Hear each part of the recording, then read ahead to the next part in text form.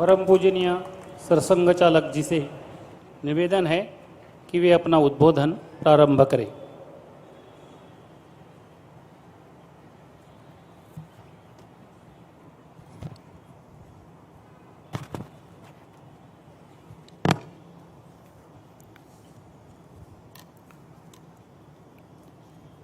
आज के कार्यक्रम के प्रमुख अतिथि परम श्रद्धेय श्री दाजी,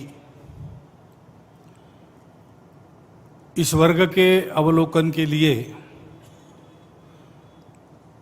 देश भर से यहाँ पर उपस्थित विशेष निमंत्रित अतिथिगण,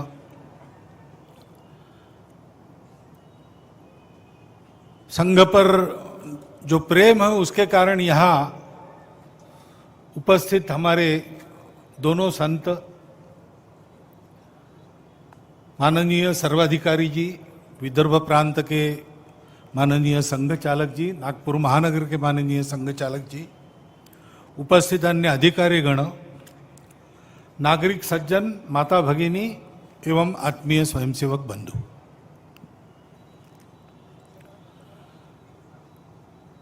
प्रतिवर्ष यह शिक्षा का क्रम चलता है, परंतु 2 वर्ष से कोरोना के कारण स्थगित था। प्रशिक्षण स्थगित नहीं हुआ, इस प्रकार का कार्यक्रम नहीं हुआ। मैदान में शाखाएं नहीं लगी, घरों में लगी, लेकिन संघ कार्य बंद नहीं था। कोरोना में हमारे कार्यक्रम बदल गए।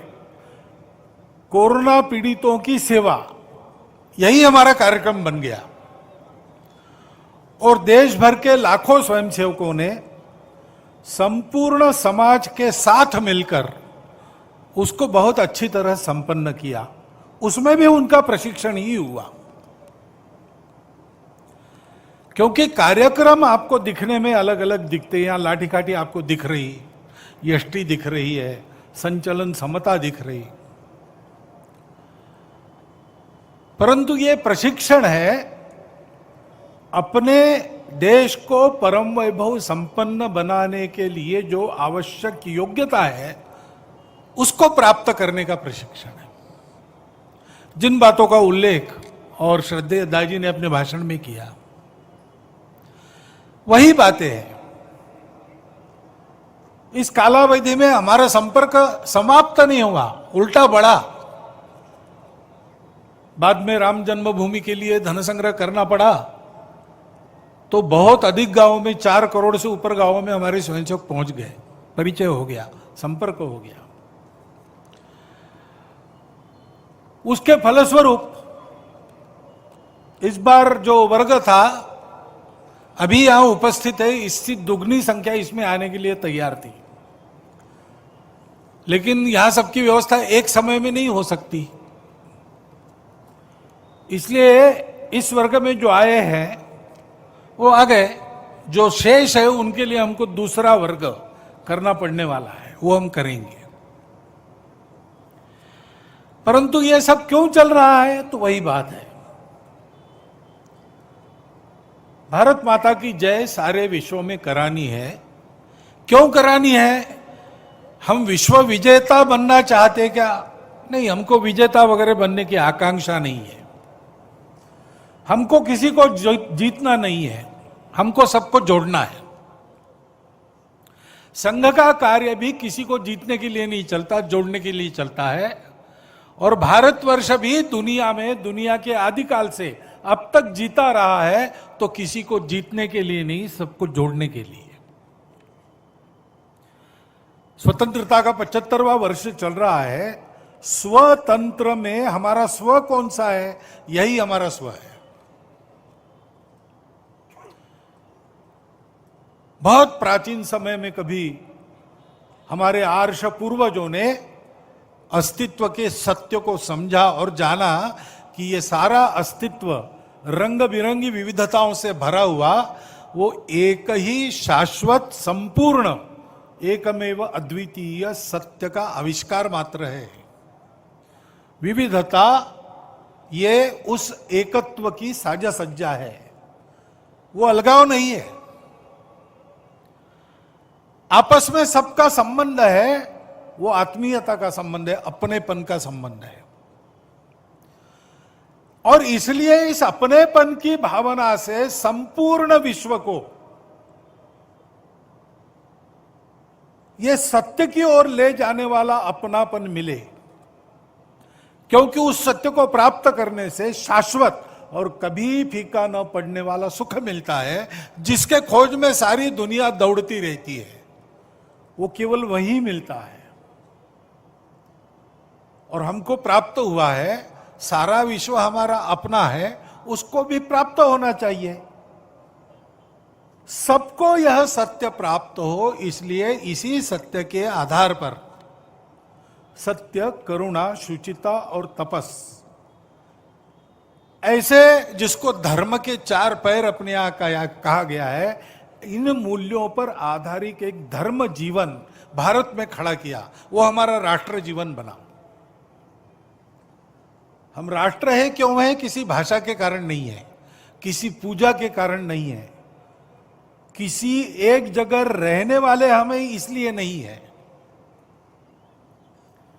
हमारे सामने एक समान लक्ष्य है, एतद् देश प्रसूतस्य सकाशात् अग्र जन्मनात् स्वम स्वम चरित्रम शिक्षेरन पृथिव्याम सर्वमानव। मनुष्य का जीवन कैसा हो, दुनिया के लोग आए, और हम जो दुनिया के सबसे प्राचीन देश है, हमारा दायित्व है हमारे को देखकर एक एक को वो शिक्षा मिलनी चाहिए, ऐसा जीवन हमारा होना चाहिए। ये एक समान उद्देश्य भारतवर्ष के सब पंथ संप्रदायों के सामने, सब भाषा बोलने वालों के सामने, सभी प्रदेशों में निवास करने वालों के सामने, सभी खान पान रीति रिवाज वाले लोगों के सामने है। यहां तक कि मेरा दावा है कि जिन्होंने कुछ ऐतिहासिक कारणों से विदेश से आई पूजा को स्वीकार किया, उनके भी अंतर्मन से जब आवाज निकलती है तो उनके सामने यही लक्ष्य होता है, क्योंकि वो भारत के हैं।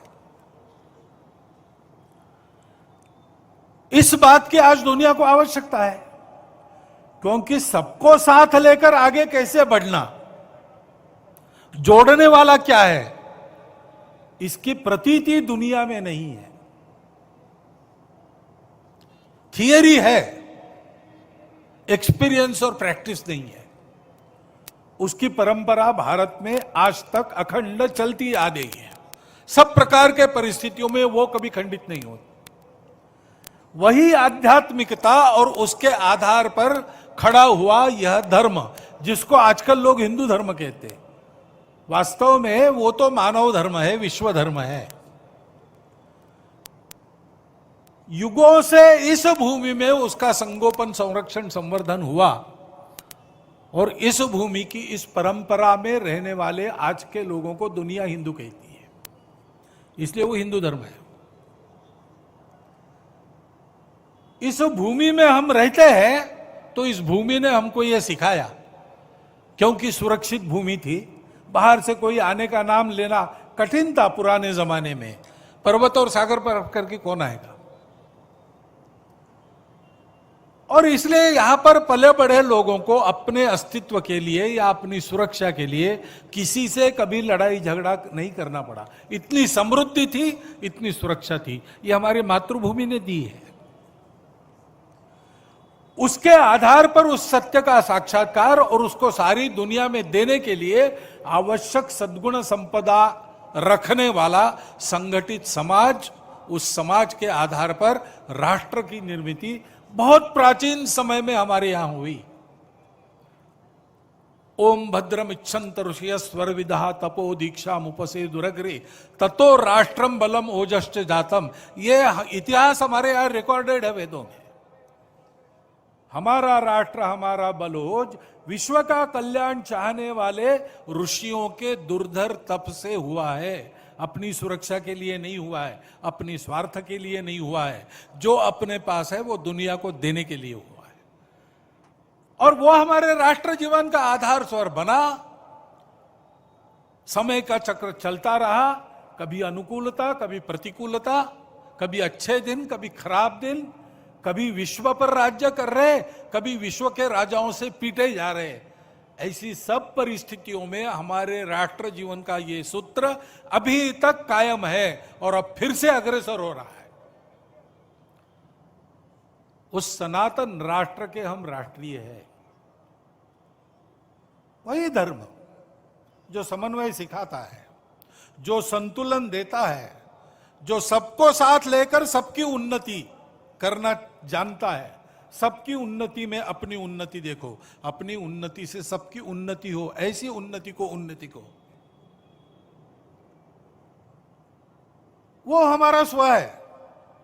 उसके आधार पर अपने देश के सारे तंत्र को हमको फिर से देखकर स्थापित करना होगा, क्योंकि हमारे देश का प्रयोजन ये है। हमको स्वतंत्रता इस स्व के आधार पर अपना तंत्र बनाकर दुनिया को नया मंत्र देने के लिए हुई है।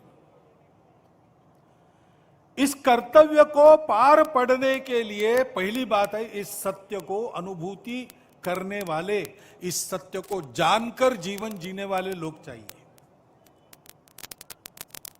धर्म का संरक्षण दो प्रकार से होता है। उस पर आक्रमण होता है, उससे बचाना पड़ता है, उसके लिए बलिदान भी देना पड़ता है, उसके लिए लड़ाई भी करनी पड़ती है। लेकिन धर्म ये आचरण से बढ़ता है। आचार प्रभवो धर्म। तो ये धर्माचरण चाहिए, आपस में प्रेम चाहिए, आपस में आनंद चाहिए, एक दूसरे के सुख दुख की संवेदना चाहिए। हमारी जो विविधताएं हैं उनको हमारी साझा सज्जा के रूप में देखना चाहिए, अलगाव के रूप में नहीं देखना चाहिए। आपस में लड़ाई नहीं होनी चाहिए। यह सत्य हमारे पास है, सारी दुनिया को देने के लिए हमारे पास है। उसको देने का समय आ गया है, उसके लिए तैयारी है। और एक बात है, सत्य के अपने पैर नहीं होते, सत्य को शक्ति का आधार चाहिए। बिना शक्ति के दुनिया नहीं मानती। हम किसी को जीतना नहीं चाहते, लेकिन दुनिया में दुष्ट लोग हैं जो हमको जीतना चाहेंगे। आज भी उनके कारनामे चल रहे हैं। और इसलिए हमको उस शक्ति की भी आराधना करनी चाहिए जो दाजी ने बताया, उपनिषद की बात कही। जो विद्या को छोड़कर, यानी स्पिरिचुअलिटी को छोड़कर केवल अविद्या की उपासना करते, केवल भौतिकता की तरफ जाते हैं, वो अंधकार में जाते हैं। अंधतमम प्रविशन्ति, ऐसा कहा है। लेकिन अगले ही चरण में कहा है कि जो अविद्या को छोड़कर केवल विद्या की उपासना करते, वो उससे भी घोर अंधकार में फंसते हैं। सही तरीका क्या है? अविद्या मृत्युम तीर्थवा विद्या मृतम अश्नुते। भौतिक ज्ञान के आधार पर जीवन संग्राम में आने वाली भौतिक बाधाओं का मुकाबला करते हुए यशस्वी बनो और आध्यात्मिक ज्ञान प्राप्त करके उस यशस्विता को सार्थकता में बदल दो। केवल यशस्वी होना, पशु भी होते हैं, यशस्वी हुए बिना सार्थक भी नहीं हो सकते, लेकिन सार्थकता के बिना यश का कोई अर्थ नहीं। और इसलिए हमारे यहां ये मार्ग बताया, ये संतुलन साधा है।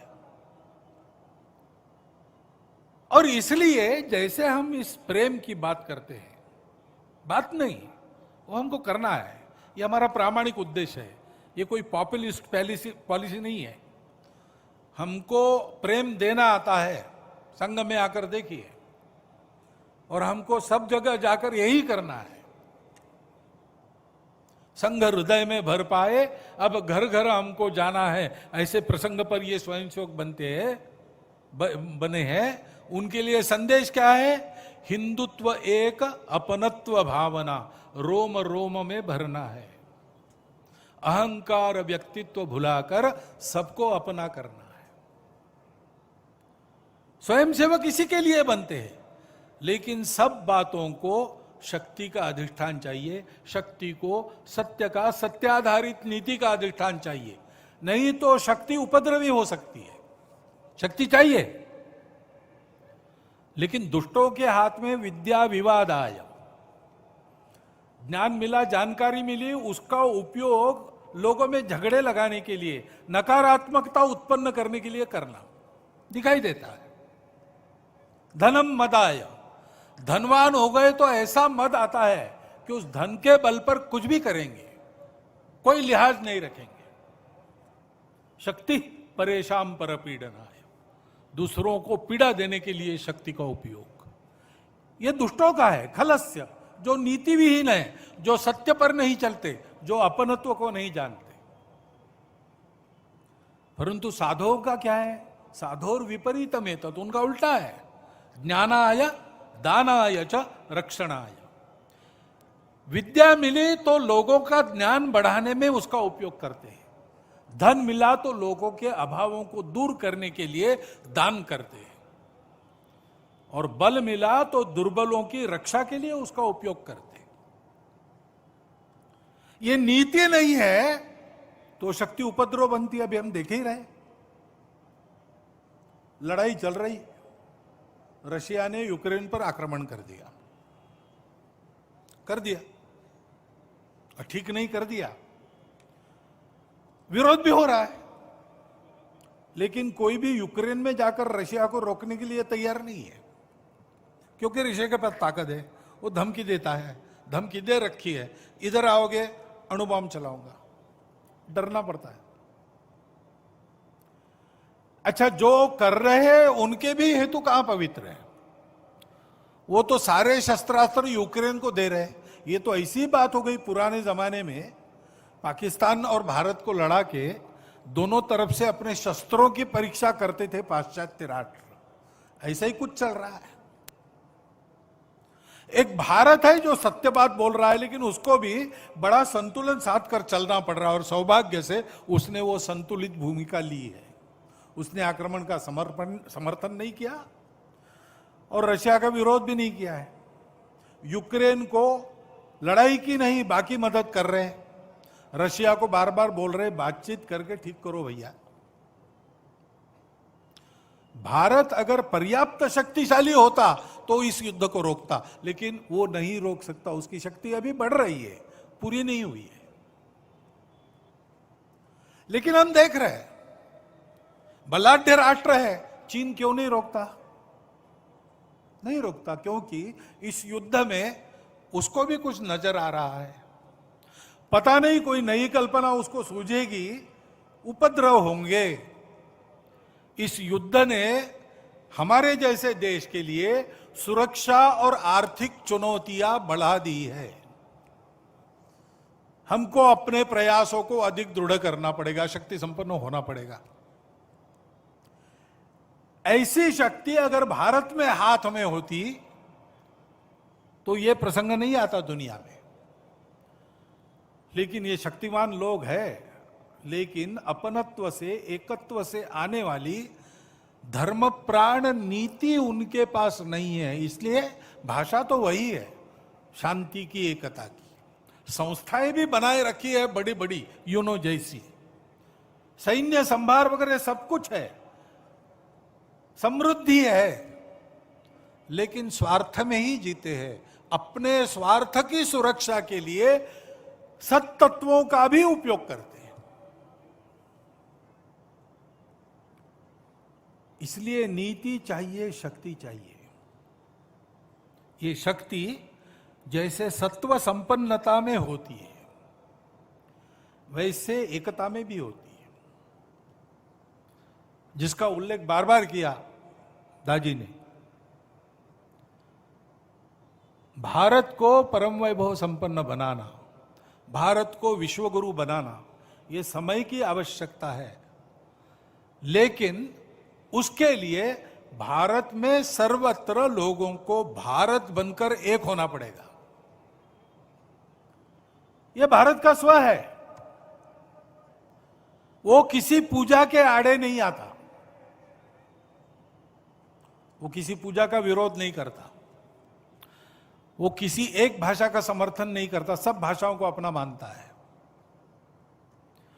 वो सब प्रांतों के लोगों को अपना ही मानता है। एक ही भारत माता के सारे पुत्र हैं। समान पूर्वजों के सब वंशज है। और यही स्व आधारित धर्म संस्कृति सबको विरासत में मिली है। धर्म को पूजा से और कर्मकांडों से, खान पान रीति रिवाज से अलग करो तो हमारा धर्म बचता है। बंधुभाव, मानवता, वही भारत का स्व है, वही भारत का प्राचीन सनातन धर्म है, वही मानवता है। उसी को आज हिंदू धर्म कहते हैं। हम सबको यह ध्यान में रखना पड़ेगा कि विविधताएं अपनी है, परंतु वो अलगाव नहीं है। अभी ये प्रकरण निकल रहे, ज्ञानवापी का मुद्दा चल रहा है। अब ऐसे मुद्दे हैं, एक इतिहास तो है, उसको हम बदल नहीं सकते। वो इतिहास हमने नहीं बनाया, न आज के अपने आप को हिंदू कहलाने वालों ने बनाया, न आज के मुसलमानों ने बनाया। उस समय घटा, इस्लाम बाहर से आया, आक्रमकों के हाथ आया। उस आक्रमण में भारत की स्वतंत्रता चाहने वाले व्यक्तियों का मनोधैर्य खच्चे करने के लिए देवस्थान तोड़े गए, हजारों है। हिंदू समाज का विशेष ध्यान जिन पर है, विशेष श्रद्धा जिनके बारे में ऐसे कुछ है, उसके बारे में मामले उठते हैं।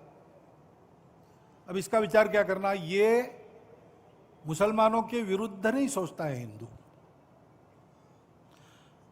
आज के मुसलमानों के उस समय पूर्वज भी हिंदू थे। उन सबको स्वतंत्रता से चिरकाल तक वंचित रखने के लिए, उनका मनोधैर्य दबाने के लिए किया गया। इसलिए हिंदू को लगता है कि इसका पुनरुद्धार होना चाहिए। हम तो कुछ नहीं कहते। हमने 9 नवंबर को कह दिया कि एक राम जन्मभूमि का आंदोलन था, जिसमें हम अपने प्रकृति के विरुद्ध किसी ऐतिहासिक कारण से उस समय की परिस्थिति में सम्मिलित हुए। हमने उस काम को पूरा किया। अब हमको कोई आंदोलन वगैरह करना नहीं है। लेकिन इश्यूज अगर मन में है तो कुछ उठते हैं। ये किसी के विरुद्ध नहीं है और विरुद्ध मानना नहीं चाहिए। मुसलमानों ने तो नहीं मानना चाहिए, हिंदुओं ने भी ये नहीं करना चाहिए। अच्छी बात है, ऐसा कुछ है, आपस में मिल बैठकर सहमति से कोई रास्ता निकालिए। लेकिन हर बार नहीं निकल सकता। इसमें कोर्ट में जाते हैं तो फिर कोर्ट जो निर्णय देगा उसको मानना चाहिए। अपनी संविधान सम्मत न्याय व्यवस्था को पवित्र, सर्वश्रेष्ठ मानकर उसके निर्णय हमको पालन करने चाहिए। उनके निर्णयों पर प्रश्न चिन्ह नहीं लगाना चाहिए।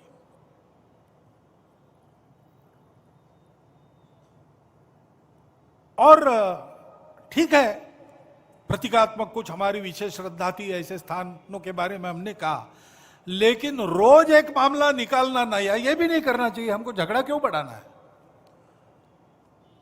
ज्ञानवापी के बारे में हमारी कुछ श्रद्धाएं हैं, परंपरा से चलती आई, हम कर रहे, ठीक है, परंतु हर मस्जिद में शिवलिंग क्यों देखना? अरे भाई, वो भी एक पूजा है, ठीक है, बाहर से आई है, लेकिन जिन्होंने अपनाई है वो मुसलमान, वो बाहर से संबंध नहीं रखते, ये उनको भी समझना चाहिए। यद्यपि पूजा उनकी उधर की है, उसमें वो रहना चाहते तो अच्छी बात है। हमारे यहां किसी पूजा का विरोध नहीं, सबकी मान्यता और सबके प्रति पवित्रता की भावना है। परंतु पूजा वहां की होने के बाद भी वंशज वो हमारे प्राचीन सनातन काल से चलते आए ऋषि मुनि राजा क्षत्रियों के पूर्वज है, वंशज है। समान पूर्वजों के वंशज हम है। परंपरा हमको समान मिली है। शत्रु मित्र भाव हमारे लिए समान है। देश के हर स्वातंत्र्य युद्ध में हिंदुओं के साथ राष्ट्रीय वृत्ति के कुछ मुसलमान लड़े हैं। वो यहां के मुसलमानों के लिए आदर्श है। अशफाकुल्ला खान, इब्राहिम खान गारदी, इतिहास काल से चलता आया है। उनका संबंध यहां से है, बाहर से नहीं है। और इसलिए उनको भी समझना चाहिए, भारत मातृभूमि, भारत की संस्कृति, सर्वसमावेशकता उसकी, किसी को न बदलते हुए सबको अपना मानना, अपनी पूजा अपने जगह अपने लिए सर्वश्रेष्ठ है, लेकिन सबकी पूजा सबके लिए सर्वश्रेष्ठ है। किसी की बुराई नहीं करना, मेरा ही सही, ऐसा कट्टरपन और अहंकार नहीं रखना, और जनजीवन में सबके साथ बराबरी में आना। ये मान्य था, इसलिए तो पाकिस्तान बना, तब कुछ लोग चले गए, ये लोग नहीं गए। ये लोग नहीं गए, इसका अर्थ यही है ना, हमारी पूजा अलग हो गई इसलिए हम भारत को छोड़ना चाहते, ये हमको मंजूर नहीं, ऐसे ही सोचा होगा। तो उस भारत के साथ समरस होकर रहना, अलगाव का वही राग फिर से अलापना नहीं। पूजा अलग है इसलिए अपना हित अलग है, ऐसा मानना नहीं।